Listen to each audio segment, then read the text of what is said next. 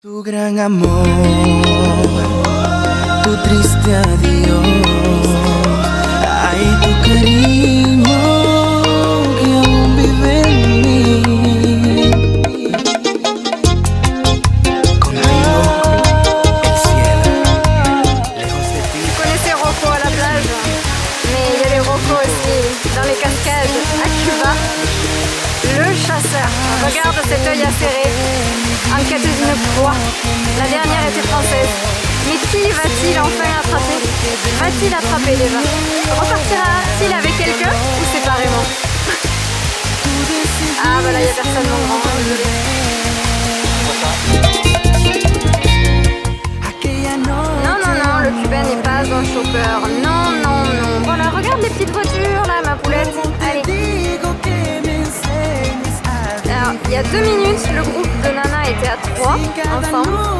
3 Cubains sont arrivés et là, en très peu de temps, ils ont réussi à les isoler chacune dans leur coin. Et il y en a même un qui a réussi à passer le bras autour de la taille, l'autre autour des épaules. Mais moi je dis 45 minutes pour qu'ils les chopent. Non, le Cubain n'est pas un dragueur. Non, c'est une idée reçue. Et à la droite.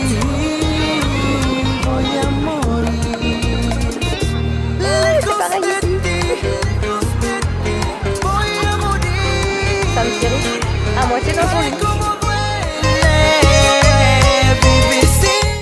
Les Cubains sont des dragueurs.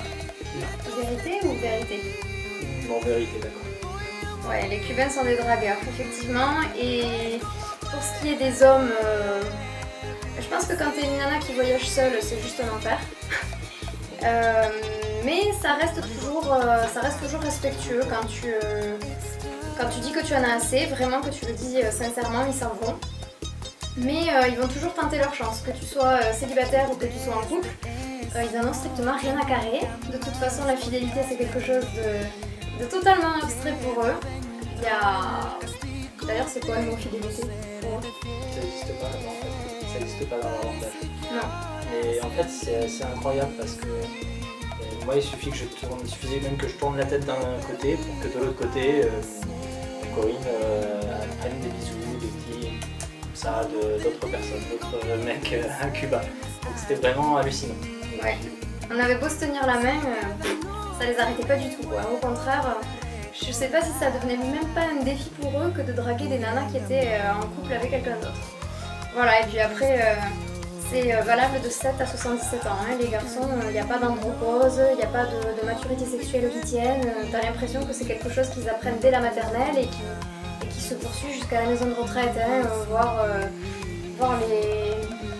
des asiles de sénilité. Je sais pas si ça existe ce genre de truc, mais ouais, non, il n'y a pas de date de péremption, quoi. Vraiment, à Vignales, je me suis fait draguer par un papy, un guajiro vraiment typique, avec la moustache blanche, les cheveux blancs, avec son habit là, de campagnard, avec les bottes, etc. Vraiment la personne que je ne pensais absolument pas venir me draguer. Et ben si, parce que Florent était coincé à vélo en train de faire une photo dans un petit creux juste derrière. Du coup on voyait pas que j'étais en couple avec lui, vu qu'on le voyait pas du tout. Et j'ai eu droit à des petites remarques, à des petits bisous lancés à la volée comme ça. Hein. Normal, hein, c'est à Cuba, ça fait partie du tourisme local aussi, faut le savoir, voilà. Mais je crois que ça s'arrête pas pour mecs. Non, comment ça se passe avec les filles cubaines? Les filles, elles ont pas peur. Elles ont pas peur non plus, pas trop aux yeux.